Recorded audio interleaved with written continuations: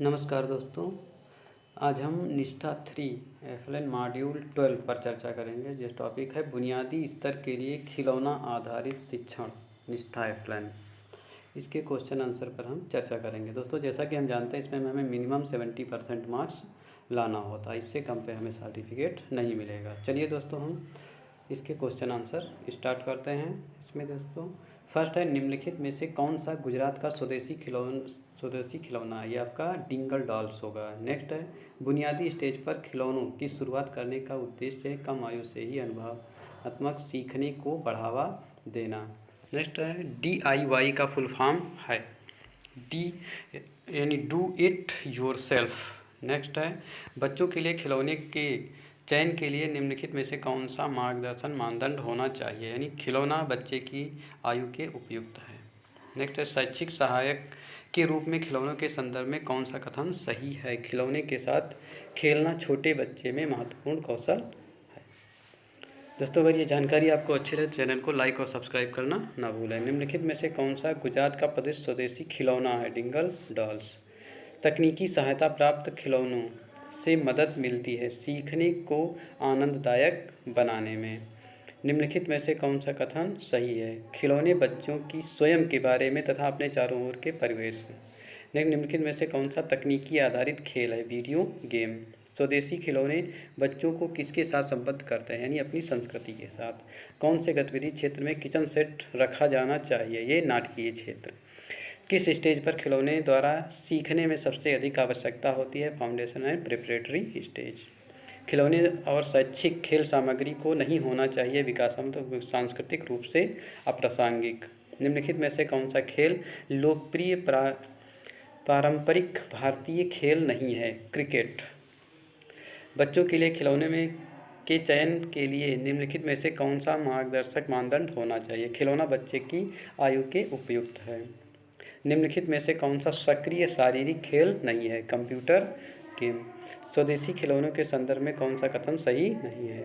स्वदेशी खिलौना आसानी से उपलब्ध नहीं होते हैं। कैलाइडोस्कोप किससे बनता है? इसमें कार्डबोर्ड, कांच के टुकड़े और कुछ अव्यवस्थित चित्र होते हैं। निम्नलिखित में से पारंपरिक इमारत खिलौना पहचाने। ये आपका जिक्सा पजल्स है। नेक्स्ट है, निम्नलिखित में से कौन साड़ी आइडिया नहीं है? ये बाजार के खिलौने, हवाई जहाज़ खरीदना और इसके साथ।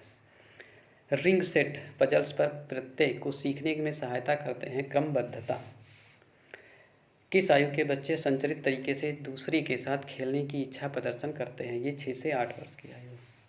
नेक्स्ट है, गुजरात में सेट ऑफ किचन यूटेंसिल्स खिलौने के लिए निम्नलिखित में से कौन सा नाम लोकप्रिय है? डिंगली। खिलौने का इतिहास कितना पुराना है? सिंधु घाटी सभ्यता में। रिंग सेट पजल्स के संबंध में निम्नलिखित में से कौन सी बात सही नहीं है? कांच से बना होता है।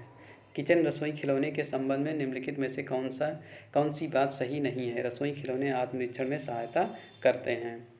छोटे बच्चे के लिए बनाए जाने वाले खिलौना केंद्र में होना चाहिए खिलौने और आयु उपयुक्त हस्तकौशलीय सामग्री।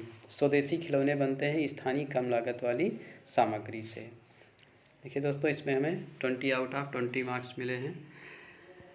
इसके बचे हुए क्वेश्चन हम आगे करते हैं। दोस्तों, छोटे बच्चे की भाषा और संप्रेषण कौशलों को बढ़ावा देने के लिए खिलौने, टेलीफोन और बोलती पुस्तकें ये तकनीकी सहायता प्राप्त खिलौने के कुछ उदाहरण हैं।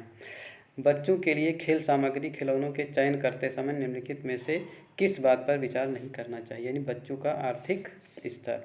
बुनियादी स्टेज पर खिलौनों की शुरुआत करने का उद्देश्य कम आयु से ही अनुभवात्मक सीखने को बढ़ावा देना। बच्चों के छोटे समूह को शांत खेल को सुनिश्चित करने के लिए कौन सा विचार अच्छा है? एक खेल क्षेत्र का सृजन। बच्चे वस्तुओं को डैश करना यानी जोड़ तोड़ करना पसंद करते हैं। किस आयु वर्ग के खिलौना आधारित शिक्षण प्रारंभ किया जाना चाहिए? 2 से 3 वर्ष। नेक्स्ट है, किसने कहा है खेल भाषा और विचार के विकास में सहायक होते हैं? ये लेव या वायोस्की ने कहा था। फिर है, डिंगली खिलौनों को ऐसे भी जाना जाता है काटन की गुड़िया। DIY खिलौने बच्चों को किस में चुनौती नहीं देते हैं? आध्यात्मिक कौशल में। खिलौने छोटे बच्चों की किस में सहायता करते हैं? इनके संज्ञानात्मक विकास में सहायता करते हैं। दोस्तों, ये जानकारी आपको अगर अच्छी लगी हो तो चैनल को लाइक और सब्सक्राइब करना ना भूलें। धन्यवाद दोस्तों।